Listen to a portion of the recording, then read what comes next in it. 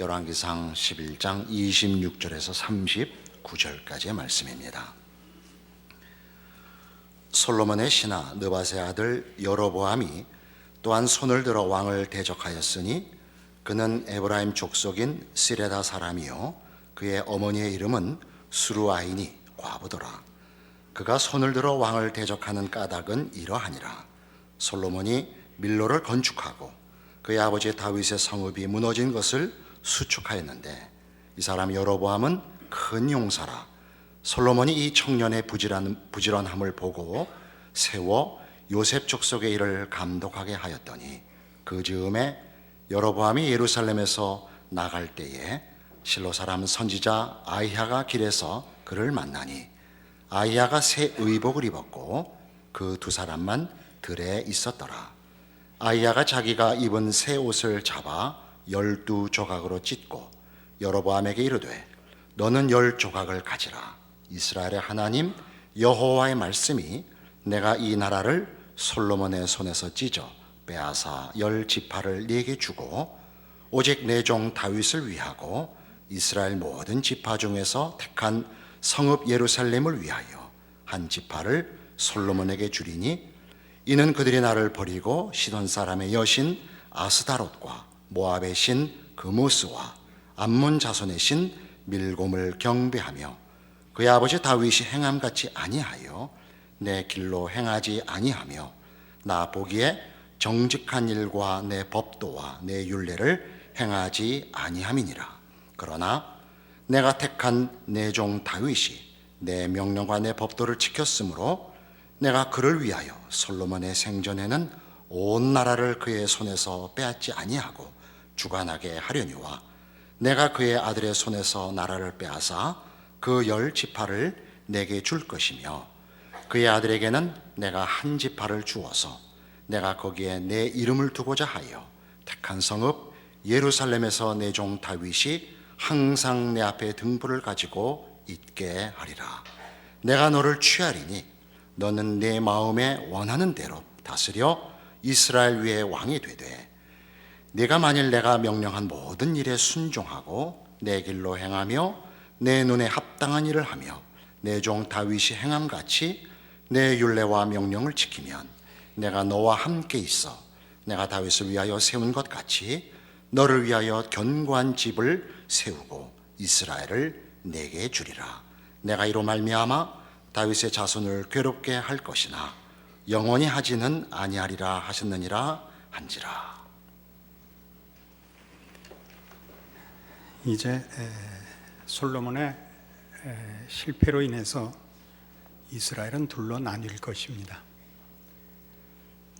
다윗을 사랑하신 하나님이 다윗을 기억하시고 솔로몬의 생전에는 그 나라를 나누지 않겠지만 이제 그 아들 대에 가면 북왕조와 남왕조로 나뉠 것입니다.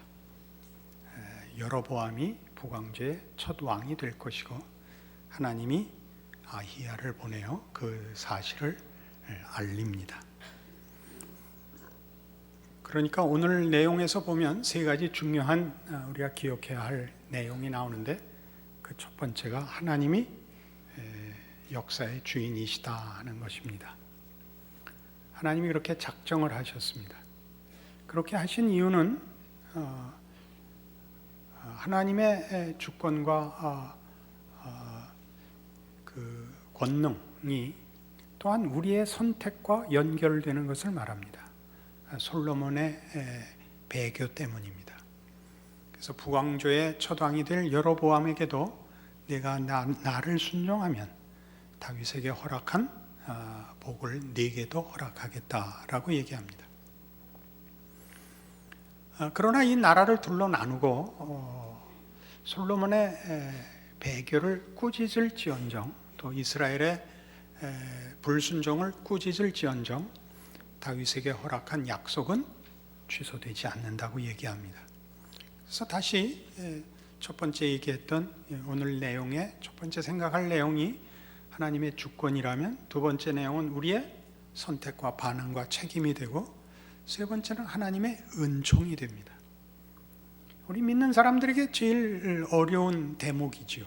왜냐하면 하나님이 주권자로서 역사를 정하시고 우리의 책임을 물으시지만 궁극적으로 하나님의 은총이 승리할 것이라면 우리의 반응과 우리의 실패에 대하여 무엇 때문에 벌을 하시는가, 우리의 인생을 고통스럽게 하시는가라는 문제가 남습니다. 그러니까 교파에 따라서는 이 책임을 훨씬 강조하는 교리들도 있습니다. 전혀 우리의 잘못이라, 우리가 잘하면 복을 받고 우리가 잘못하면 벌을 받는 것은 다 하나님에게 문제가 있는 것이 아니라 우리 자신이 자초한 결과다라고 얘기하죠. 그러나 우리가 신앙생활을 해보면 기독교 신앙이 우리의 선택과 능력과 책임의 근거에 있다면 우리는 굳이 기독교를 믿을 필요가 없습니다. 왜냐하면 우리는 결국 무능하고 연약하다는 사실을 우리의 삶 속에서 너무나 반복해서 확인해야 되기 때문입니다. 하나님은 우리의 책임과 반응보다 높으셔야 되고 당신의 신실하심으로 우리의 믿음의 대상이 되어주시지 않는다면 우리는 사실 희망이 없습니다. 이것이 우리가 아는 기독교의 진정한 내용이라 우리는 그렇게 믿는 겁니다. 그렇게 온다 할지라도 결국은 그렇다면 뭐 그렇게 나무라시는가 하는 문제는 여전히 남습니다. 우리의 무능과 연약함을 하나님도 아실 텐데 잘못하면 와서 너 잘못했다 한번 꾸짖으시고 다시 그러지 마라 그러시지, 뭐 이렇게 정말 욥이 고백하는 것 같은 예레미야의 고난이나 다니엘 시대에 그 이스라엘이 포로되어 처참한 역사적 현실을 겪어야 되는 일들 같은 그런 처참한 고통을 겪게 하시는가 하는 문제가 여전히 남습니다. 우리는 성경이 이런 문제를 다루는 이유를 그리고 그 내용을 분명히 알아야 됩니다. 그렇지 않으면 우리는 늘 하나님과 나와의 관계를, 특히 하나님과 나와의 관계를 형성하는 신앙이라는 문제를 잘못 생각하게 되기 때문입니다. 하나님은 우리와 거래를 하시는 분은 아닙니다. 우리에게 책임을 요구하신다고 해서 내가 한 것만큼 우리가 대접을 받고 내가 못하면 그에 상응하는 벌을 받는다 하는 차원에서 관계를 맺고 계시는 하나님은 아닙니다.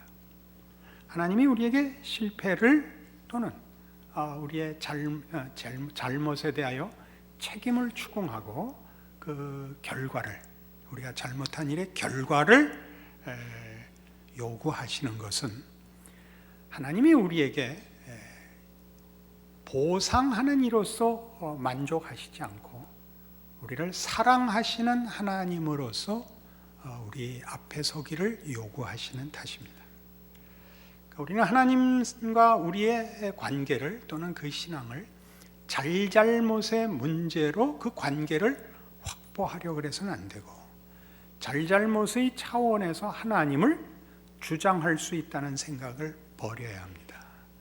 하나님이 우리의 잘못을 꾸짖는 것은 하나님이 우리를 사랑하시는 것 같이 우리가 하나님을 사랑하지 않는 문제에 대한 질투하시는 하나님의 표현입니다.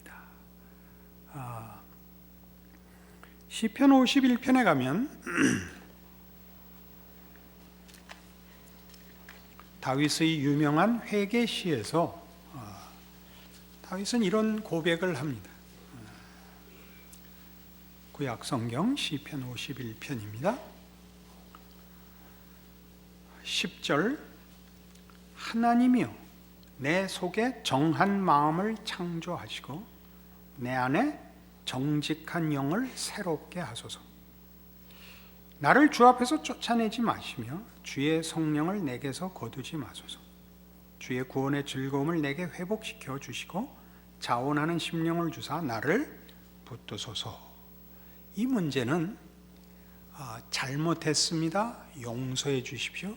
다시는 죄 짓지 않게 해 주십시오. 라는 간단한 하나님과의 관계 회복을 기계적으로 요청하는 것이 아닙니다. 다윗이 고백하는 것은 하나님의 사랑을 받기에 또는 하나님을 사랑하기에 내 안에 아무런 능력이 없습니다. 이것이 주된 회개입니다. 나로 하여금 주의 사랑을 받고 주를 사랑할 수 있는 마음과 그런 인간으로 만들어 주시옵소서. 잘잘못의 문제로 하나님과의 관계를 확보하거나 하나님과의 관계를 해석하는 것을 넘어서는 회개의 시입니다.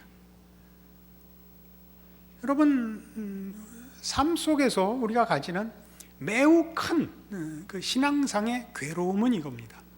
우리가 우리의 현실이, 삶의 현실이 어려울 때 우리는 그 해석을 기억나는 모든 사건을 다시 검토해서 이 잘못 때문이라 라고 생각하고 그 잘못을 회개하면 지금의 이 형편이 회복돼야 한다고 믿습니다. 그렇게 해서 회복되지 않으면 아직도 남아있는 죄가 있는가 또 확인해보고 더 이상 기억이 날 수 없을 만큼 모든 것을 털어서 회개했는데도 안 되면 회개의 농도를 높이는 수밖에 없죠. 느닷없이 헌금을 많이 한다든가 갑자기 기도원에 들어간다든가 그런 일들이 다 필요한 신앙 행위입니다만 하나님과의 관계를 이런 기계적인 관계로서 확보하려고 하는 데 대하여 하나님은 무관심하십니다. 그래서 우리는 거의 미칠 지경이 됩니다. 겪어보셨을 것입니다. 이 문제가 해결이 안 돼서 대부분의 성도들은 체념하고 신앙생활하는 것으로 보입니다. 그래봤자 무슨 해결이 없더라. 그냥 안 믿을 수는 없고 우리 영혼 깊은 곳에 하나님을 향한 그 갈증과 외면할 수 없는 믿음이 있습니다. 안 믿을 수는 없고 믿자니 믿는다고 얘기하기에는 너무나 내 삶의 형편이 이해가 안 가니까 하나님이 나를 대강 관심하시듯이 나도 하나님을 그 기대에서 약간 접어야 견딜 수가 있게 되는 것입니다. 그래서 누군가가 예수 믿는 기쁨과 만족을 얘기하면 솔깃해집니다. 그래서 따라가 보고 흉내도 내보는데 글쎄요, 한두 가지 그 효과가 있곤 하다가 결국은 다시 원래 상태로 돌아옵니다. 아닌 것 같은 얼굴을 하고 계시는데 굉장히 당황스러운 현실입니다. 나중에는 누가 기쁘다든가 감동했다는 모든 문제에 대하여 냉담해집니다. 하나님에 대해서 냉담해지고 인생은 결국 그런 것이고 죽은 다음에나 어떻게 아니면 할 수 없고 라는 자리까지 내려가 있는 것이 사실 성도들이 겪는 가장 중요하고 큰 신앙상의 갈등입니다. 거기에 대하여 얘기하는 것입니다. 왜 하나님은 결국 하나님의 은총을 온전케 하시고 우리의 무력함이나 미련함이나 어리석음을 뛰어넘어 우리에게 승리를 주실 것이면서 우리의 잘못을 이렇게 무섭게 추궁하시는가? 사랑하기 때문입니다. 우리의 진심을 달라 그러는 것입니다. 하나님이 싫어하는 것이 무엇인지를 보이십니다. 우리도 그것을 싫어해야 하고 하나님을 사랑해야 됩니다. 우리는 실패치 않을 것입니다. 하나님의 사랑은 우리의 사랑과 다르기 때문입니다. 하나님의 사랑은 신실하며 영원하며 전능하십니다. 그러나 사랑은 사랑하는 자의 전심을 요구합니다. 그래서 하나님은 우리를 벌하십니다.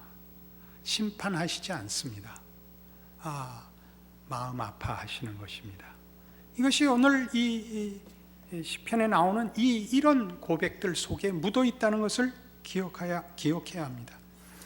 15절로 가시죠. 주여 내 입술을 열어 주소서. 내 입이 주를 찬송하여 전파하리다. 주께서는 제사를 기뻐하지 아니하시나니 그렇지 아니하면 내가 드렸을 것이라. 주는 번제를 기뻐하지 아니하시나이다. 주께서 구하시는 제사는 상한 심령이라. 하나님의 상하고 통회하는 마음을 주께서 멸시하지 아니하시리이다. 여기서 제사와 번제는 뭘까요? 우리가 능력이 있어서 하나님께 무엇을 해드리기를 원하고 계시지 않습니다. 이건 혹 오해가 없기를 바라면서 하는 건데, 여러분 땅끝까지 가서 전도하지 마시고 하나님 앞에 진심을 바치십시오. 하나님께 뭐 해드리려고 좀 하지 마시고 여러분 자신을 드리십시오. 여러분의 신자된 인생과 신자된 존재를 하나님과의 관계에서 누리십시오. 하나님을 사랑하고 사랑을 받을 줄 좀 아십시오. 무엇을 해다 바쳐서 떳떳하려고 좀 하지 마십시오. 무엇을 하면 우리는 금방 하나님을 내가 흔들 권리를 가지고 있다고 생각하고, 하나님을 흔들 권리가 없으면 우리는 다 겁을 내는 신앙 속에 있습니다. 하나님의 사랑이나 자비나 은혜에 대해서는 우리는 너무나 무지한 채 두려움으로 보고 그 두려움을 해소시키기 위한 헌신밖에 없습니다. 두려운 헌신이죠. 두려운 헌신. 기도를 안 하면 하나님이 잡아먹을 것 같은 겁니다. 이런 신앙은 사실 기독교에는 없는 겁니다. 사실 인간이 만든 모든 신은 무섭죠. 희생을 바치는, 왜 희생이냐면 가장 큰 헌신을 받아서 보상하는 신이지 않습니까? 인당수에 춘향이를 넣어야 되는, 춘향이가 심청이를 불렀나? 이런 것이 우리로 하여금 진정한 신앙을 방해하며 성경을 읽을 때나 신자로서의 살 때 하나님의 사랑에 대하여 우리를 외면케 합니다. 두려운 하나님을 섬기게 하고 두려운 신앙생활을 하게 합니다. 하나님은 여러분을 사랑하십니다. 이유는 우린 모릅니다. 우리가 봐도 흠모할 만한 구속이 없는데 하나님이 우리를 사랑하십니다. 놀라운 일입니다. 더더욱 이 고통을 통하여, 하나님이 주시는 이 형벌, 이 고통을 통하여 우리에게 무한한 유익이 있기 때문에 그렇게 하십니다. 하나님은 우리가 그저 짐승 같고 기계 같고 자연 같기를 원하시지 않습니다. 사랑을 한다는 것은 상대방을 한 인격체로서 요구한다는 뜻입니다. 그래서 하나님은 하나님의 사랑을 우리에게 주실 뿐만 아니라 알게 하시고 우리로 하여금 하나님을 사랑하도록 작업을 하십니다. 그 작업의 가장 중요한 내용 중에 하나가 우리로 하여금 자기중심적이고 이기적인 생각으로부터 벗어나 주변을 둘러볼 수 있는, 남을 이해하고 사랑할 수 있는 마음을 만드시는 것입니다. 우리는 고통을 당합니다. 자신이 초래해서도 당하고 자기가 초래하지 않은 일로도 고통을 당합니다. 세상은 고통으로 가득 차 있습니다. 도망갈 데가 없습니다. 아시다시피 도망갈 데가 없습니다. 우리는 이 고통을 면하는 것을 최우선 과제로 삼는 신앙생활을 매우 즐겨합니다. 그러나 하나님은 고통을 면제시켜주지 않습니다. 고통을 당하면 우리는 타인에 대한 무관심을 깨뜨립니다. 비로소 모든 사람의 형편이 이해하고 관심을 가져야 한다는 것을 알게 됩니다. 타인의 존재를 이해하게 됩니다. 형통할 때는 제일 많이 하는 말, 난 이해가 안 가, 이거죠. 학교 다닐 때 어느 쪽이었는지 모르겠지만 제가 경험한 게 의하면 이 공부 잘하는 왼수들은 공부 못하는 걸 이해를 못합니다. 머리가 좋거든요. 근데 그걸 이해를 못한다니까요. 그걸 이해 못해요. 누가 저에게 물었습니다. 목사님 어느 대학 나오셨어요? 전 하버드 나왔습니다. 사당동에 있는 하버드를 나왔는데, 사당동이 아니고 사근동, 사근동에 있는 하버드를 나왔는데, 왜 관악에 있는 서울대학을 나오지 않았는가? 이렇게 묻습니다. 제가 그러죠. 왜 못 나왔겠나? 우린 다 아는데 공부를 못해서 못 들어가고 못 나왔죠. 근데 거기 나온 사람들이 꼭 그걸 물어봐요. 목사님은 왜 서울대학을 못 가셨는가? 세상에 이런 바보들이 어딨나? 고통을 당하지 않으면, 실패를 겪지 않으면 우리는 타인을 모릅니다. 타인을 모릅니다. 다른 사람의 처지와 다른 사람의 고통을 이해할 줄 모르게 됩니다. 우린 고통을 당하면 우리가 얼마나 무력한가를 압니다. 우리가 당하는 고통에 대해서 우리가 해결할 수 있는 일이 아무것도 없습니다. 아마 그래서 더 고통을 당하면 신자들이 하나님께 더 그렇게 아우성을 칠 것입니다. 고통 속에서 하나님을 발견하기보다 고통 속에서 하나님에게 원한이 커지는 경우를 얼마든지 봅니다. 그건 잘못입니다. 하나님은 우리에게 이렇게 말씀하시는 것입니다. 너 스스로 자신을 해결하고 지키려고 하지 마라. 내 품에 안겨라. 이게 고통이 우리에게 하는 말이고, 고통 속으로 밀어 넣으시는 하나님의 손길에 기이한 말씀입니다. 우린 비로소 우리 자신에 대해서 손을 놓아야 됩니다. 인간이라는 존재는 우리가 예수를 믿고 하나님 안에 들어와 마음의 평안을 누리는 가장 큰 이유가 뭡니까? 우리는 인간이 자기가 할 수 있는 일로 자기 영혼의 갈증을 해결할 수 없다는 것을 알기 때문입니다. 세상의 필요를 채우는 것뿐이라면 우리는 굳이 예수를 믿을 필요가 없었을 것입니다. 세상의 문제를 해결하는 것은 세상의 권력이나 세상의 어떤 것들로 얼추 땜방을 할 수 있습니다. 그러나 우리 영혼 깊은 욕구들을 세상의 것으로는 해결할 수가 없어서 우리는 결국 예수 안에서 하나님의 부르심에 응하게 되었던 것입니다. 이것이 성경이 말하는 고통의 참된 의미입니다. 우리는 결국 하나님을 의지하고 하나님 안에서 평안을 누리며 하나님으로부터 위로와 도우심을 구할 수밖에 없고, 그게 유일한 답이라는 것을 알게 됩니다.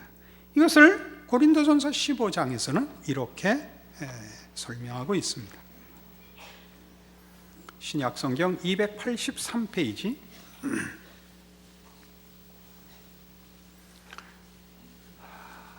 고린도전서 15장 51절부터 봅니다.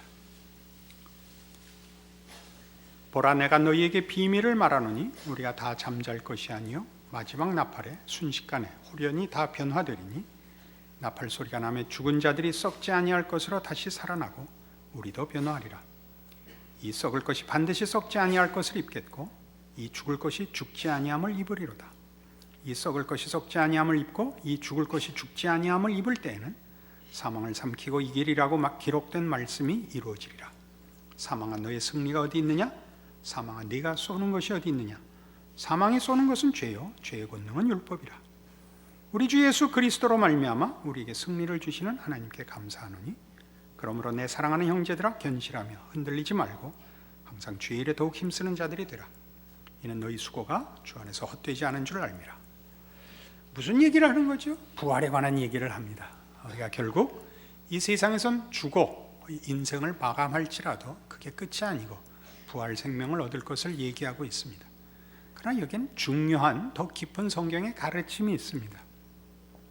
이 부활은 사망이 만들어내는 것은 아닙니다. 사망이 생명을 만들지는 못합니다. 하나님께서 우리가 만들어내는 궁극적인 운명, 사망으로 우리의 인생과 우리의 운명을 놓아두지 않으시겠다는 약속을 하는 것입니다. 예수 안에 있는 하나님의 백성들은 우리가 만들어내는 것으로 결과되지 않고 하나님이 우리를 위하여 가지고 계시는 뜻과 목적과 약속의 결과로 끝날 것이라. 우리는 죽을 운명이고 죽음밖에 만들어내지 못할 존재들이지만 예수 안에 있는 하나님의 백성으로서 하나님이 우리를 부활로 승리케 하실 것이라. 왜? 사망이라는 결과를 만들어내는 법칙은 그 죄라는 이유 때문이고, 죄를 만들어내는 법칙은 죄를 사망으로 선고하는 법칙은 율법입니다. 율법은 인과 법칙입니다. 한 대로 받는 것입니다. 심는 대로 거두는 것입니다. 우리가 한 대로 받는 결과는 우리는 사망밖에 초래할 수가 없습니다. 왜요? 법은 평생 죄를 지어서 불법이라고 얘기하지 않고 한 번만 법에 저촉되면 죄인을 만듭니다. 우린 늘 죄인이지만 죄를 꼭 늘 드러나게 행하진 않을지 모릅니다. 그러나 죄를 안 지을 방도는 없습니다. 왜냐하면 우리는 우리 안에 있는 죄를 실천할 것인가 말까에 있지, 죄를 지을 것인가 생명을 만들 것인가라는 선택 속에 있지 않습니다. 우리는 생명을 만들어낼 실력이 있는 자들이 아닙니다. 우리는 다 이 인과 법칙에서 자유롭지 않습니다. 우리는 결국 이 인과 법칙에 의해서 사망 이외에 다른 것을 결과할 수 없습니다. 그러나 지금 이 고린도전서 15장이 하고 싶은 얘기는 바로 그렇다는 거죠. 하나님은 우리를 인과 법칙을 넘어서는 은총의 법칙으로 승리를 주실 것이다. 그걸 어디서 확인하느냐? 예수 안에서 확인한다 이거죠. 예수를 믿는다는 말은 하나님의 사랑이 우리의 자격과 조건과 책임과 관계없는 것이라, 그것을 뛰어넘는 것이라 라고 믿는 것입니다. 예수가 올 때 그러셨던 것처럼, 우리를 위하여 죽으실 때 그랬던 것처럼 우리에게 허락하는 부활과 영생도 우리의 자격과 조건과 책임에 근거하지 않을 것이라고 믿습니다. 다시 돌아와야 되죠. 그렇다면 왜 벌이 있는가? 고통이 있는가? 다시 한 번 더 반복해야죠.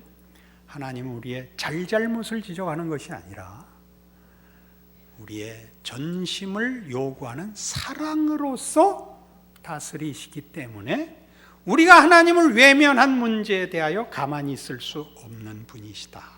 이 문제입니다. 그래서 우리의 삶 속에서 우리가 해야 되는 것은, 우리가 우리의 삶을 고통을 면하게 하고 하나님과의 관계를 확보하는 일을 위해서 하는 어떤 원인들, 책임들, 능력에 관한 것이 아니라고 합니다. 그것이 끝절이죠. 그러므로 내 사랑하는 형제들아, 견실하며 흔들리지 말고 항상 주의 일에 더욱 힘쓰는 자들이 되라. 이는 너희 수고가 주 안에서 헛되지 않은 줄 알미라. 기능적인 차원의 문제를 얘기하는 것 아닙니다. 우리는 하나님을 사랑하고 살아야 합니다. 하나님을 의지하고 살며, 하나님을 목적하고 살며, 하나님을 기뻐하며 살아야 됩니다. 헛되지 않습니다. 그것이 결과가 없을 리가 없다, 결과가 꼭 있을 것이라, 이런저런 효과가 있을 것이라 이 얘기가 아니라, 하나님 바로 이 사랑으로 우리를 찾아오시고 그것을 요구하시는 하나님이라. 우리가 확보하고 싶은 것, 세상에서의 우리의 환경의 변화, 고통의 해결, 이런 것으로 드러나지 않을 것이라. 거기에 붙잡혀서 내가 신자로 살고 신앙으로 인내하는 모든 문제를 시험받지 말라, 오해하지 말라, 이렇게 말하는 것이죠. 하나님을 인과의 법칙으로 묻고 하나님을 내 마음대로 조종하는 것이 기독교 신앙이라고 생각하지 마십시오. 여러분 자신에게 하나님이 주시는 우리의 요구에 답하시지 않는 하나님, 무정한 하나님, 의외로 좋은 신앙을 갖고 있음에도 계속 반복해서 겪어야 되는 삶의 고통들, 하나님이 나를 사랑하사 놓아두시지 않고 하나님을 기억해야 하고 하나님의 사랑에 대하여 반응하라고 찾아오시는 변함없으신 손길이요 개입인 줄 아는 믿음을 유지하셔야 됩니다. 그렇게 사신다면 여러분은 혹 세상 앞에, 혹 여러분의 일차적인 요구에 대하여 증거들을 갖고 있는 것은 없을 수 있습니다. 그러나 성경이 요구하고 우리 하나님께서 예수 안에서 가장 먼저 요구하신 내용으로서 우리에게 사랑을 원하시며 우리를 사랑하신다는 하나님의 약속들은 어느 신자가 어느 형편에서도 방해받지 않고 누릴 특권인 것을 확인하게 됩니다. 이것이 있어야 됩니다. 예수 믿어서 무슨 복을 받았어? 그러거든? 넌 몰라도 돼. 그렇게 답하십시오. 웃으셔야죠. 그걸 뭘로 꺼내놓을 겁니까? 왜 예수 믿어? 하나님이 돈 많이 주셔? 똑같은 질문이죠. 우리가 하고 있죠. 우리가 그 질문을 하고 있다니까. 하나님 믿었는데 이게 다예요? 무식. 무식. 사랑으로 부르시는 하나님. 창조주 하나님이 그의 아들을 십자가에 못 박아 사랑으로 부르시는 하나님. 그 사랑에 응답하도록 허락받는 영광스러운 피조물. 이 사실이 여러분의 신앙의 핵심이며 여러분의 삶의 어떠한 형편에서도 당연히 누려야 할 신자된 특권인 줄 아시는 오늘의 말씀이기를 바랍니다. 기도하십시다. 하나님 아버지의 은혜를 감사합니다. 하나님의 자녀로 사는 사랑을 입은 자녀의 복된 것을 확인합니다. 고통을 면하고 자랑하고 하나님을 흔들고 이런 것들 아니고 사랑이 그렇듯이 주장하는 것이 아니라 복종하며 섬기며 내어주는 하나님의 사랑을 제대로 힘입고 사는, 누리고 사는 신자의 특권들 누리는 우리들의 믿음, 우리들의 신앙 인생 되게 하여 주시옵소서. 예수님 이름으로 기도합니다. 아멘.